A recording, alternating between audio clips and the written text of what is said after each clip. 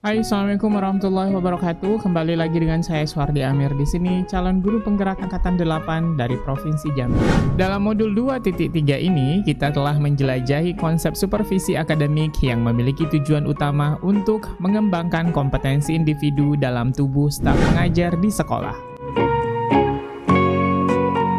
Pengalaman atau materi pembelajaran apa saja yang baru diperoleh? Pendekatan yang digunakan adalah coaching yang memiliki 3 prinsip, yaitu kemitraan, proses kreatif, dan memaksimalkan potensi. Kompetensi inti coaching yang harus dimiliki oleh seorang coach diantaranya adalah kehadiran penuh, mendengarkan aktif, dan yang terakhir adalah mengajukan pertanyaan berbobot. Percakapan berbasis coaching menggunakan alur Tirta, yaitu tujuan, identifikasi, rencana aksi, dan juga tanggung jawab. Terdapat 3 tahapan dalam supervisi akademik, yaitu pra-observasi atau perencanaan, observasi, pelaksanaan, dan tahapan terakhir adalah pasca observasi atau tindak lanjut. Apa saja emosi-emosi yang dirasakan terkait pengalaman belajar?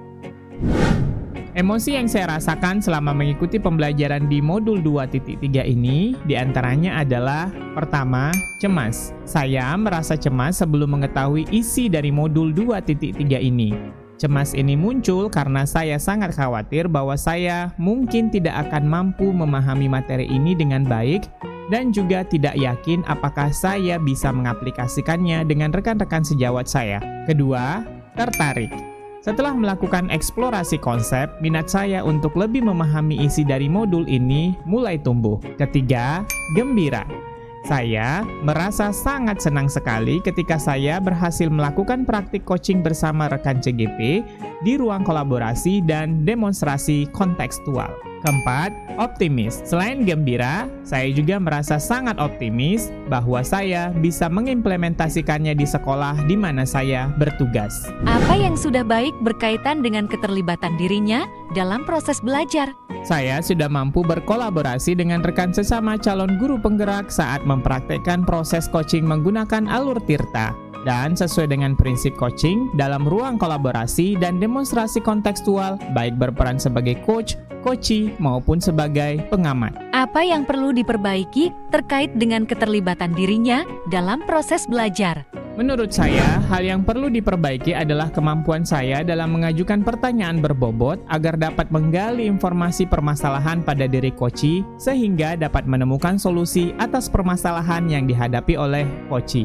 Apa keterkaitan terhadap kompetensi dan kematangan diri pribadi? Setelah mengikuti modul 2.3 tentang coaching dalam supervisi akademik, saya telah melihat perkembangan kompetensi saya. Hal ini tercermin dari kemampuan saya dalam menerapkan proses coaching dengan menggunakan alur Tirta, baik sebagai coach, coachee, maupun pengamat. Ketika saya terlibat dalam proses coaching, penting bagi saya untuk dapat mengontrol asumsi-asumsi pribadi dan juga emosi, agar saya dapat berpikir dan bertindak secara matang sesuai dengan prinsip-prinsip coaching, seperti kemitraan, proses kreatif, dan pemanfaatan potensi secara maksimal.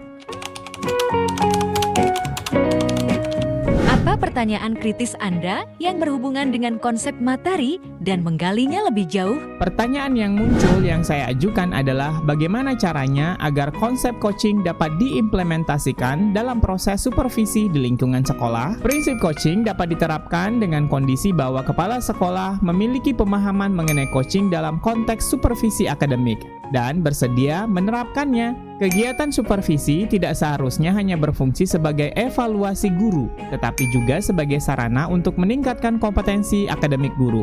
Dalam hal ini, supervisi tidak hanya mencakup pengamatan kelas, melainkan juga melibatkan komunikasi sebelum dan setelah pengamatan. Sebelum pengamatan, kepala sekolah dapat berdiskusi dengan guru mengenai perencanaan pembelajaran yang akan dilakukan.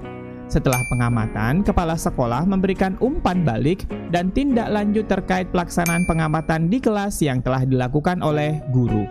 Materi apa yang dipelajari dengan pemikiran pribadi sehingga tergali wawasan baru? Coaching dalam supervisi akademik memiliki dampak positif terhadap perkembangan pemimpin pembelajaran yang berfokus pada kepentingan murid. Keberpihakan pada murid merupakan aspek penting dalam lingkungan sekolah. Untuk mewujudkan pendekatan pembelajaran yang berfokus pada murid ini, guru perlu memiliki kemampuan sebagai pemimpin pembelajaran. Sebagai pemimpin pembelajaran, guru harus memiliki pemahaman yang mendalam tentang perkembangan murid, termasuk aspek kognitif, karakter, dan sosial emosional. Oleh karena itu, tujuan dari coaching dalam supervisi akademik adalah untuk mengembangkan kompetensi guru, sehingga kinerja mereka meningkat dan pendekatan pembelajaran yang berfokus pada murid dapat tercapai dengan lebih baik. Apa tantangan yang sesuai dengan konteks asal calon guru penggerak? Tantangan terbesarnya adalah bagaimana caranya mengubah pandangan yang umumnya menganggap supervisi akademik hanya sebagai evaluasi rutin yang dilakukan oleh kepala sekolah terhadap kinerja guru. Seharusnya supervisi akademik dianggap sebagai panduan untuk meningkatkan kompetensi guru.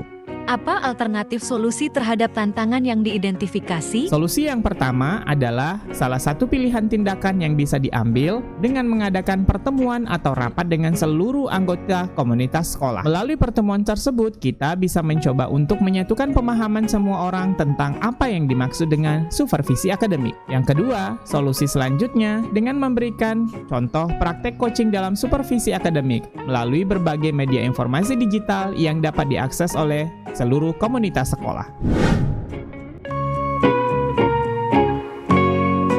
Apa pengalaman masa lalu Anda dengan coaching?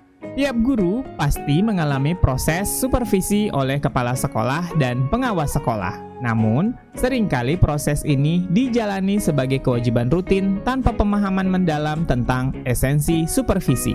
Bagaimana penerapan coaching harusnya di masa mendatang? Kedepan, kegiatan supervisi harus menjadi salah satu komponen utama dalam upaya sistematis untuk meningkatkan kompetensi guru dalam aspek akademik. Prinsip-prinsip coaching seperti kemitraan yang erat, pemanfaatan proses kreatif, dan peningkatan potensi harus diterapkan secara efektif dalam setiap tahap supervisi. Dengan demikian, supervisi tidak hanya menjadi penilaian rutin, tetapi juga menjadi sarana pengembangan berkelanjutan yang memungkinkan guru untuk mencapai potensi akademik mereka yang sebenarnya. Apa konsep atau praktik baik yang dilakukan dari modul lain yang telah dipelajari? Pada modul 1, dalam pembelajaran berdiferensiasi, siswa dikelompokkan berdasarkan kebutuhan belajar mereka dengan tujuan untuk mengoptimalkan potensi masing-masing. Hal serupa juga berlaku dalam praktek coaching, di mana potensi coaching harus dioptimalkan sehingga mereka dapat mengidentifikasi solusi mereka sendiri untuk mengatasi tantangan yang mereka hadapi. Modul 2.2. Dalam pembelajaran sosial emosional terdapat teknik berupa stop dan mindfulness yang digunakan untuk menciptakan lingkungan yang lebih kondusif, sehingga ketika melakukan coaching, seorang coach juga perlu menerapkan teknik ini agar dapat menjaga fokus dan hadir sepenuhnya saat melakukan proses coaching. Informasi apa yang didapat dari orang atau sumber lain di luar bahan ajar pendidik guru penggerak? Eko Faisal dan kawan-kawan dalam kesimpulan penelitiannya dengan judul Peningkatan Keterampilan Dasar Mengajar Guru SMK melalui Supervisi Akademik Berbasis Coaching Rekaman Video menuliskan bahwa supervisi akademik berbasis coaching rekaman video dapat meningkatkan keterampilan dasar mengajar guru matematika SMK Negeri 1 Tanah Luas secara signifikan. Guru matematika memberikan respon sangat positif terhadap kegiatan peningkatan keterampilan dasar mengajar melalui supervisi akademik berbasis coaching rekaman video. Demikian video koneksi antar materi untuk modul 2.3. Sampai jumpa di video selanjutnya. Salam dan bahagia. Wassalamualaikum warahmatullahi wabarakatuh.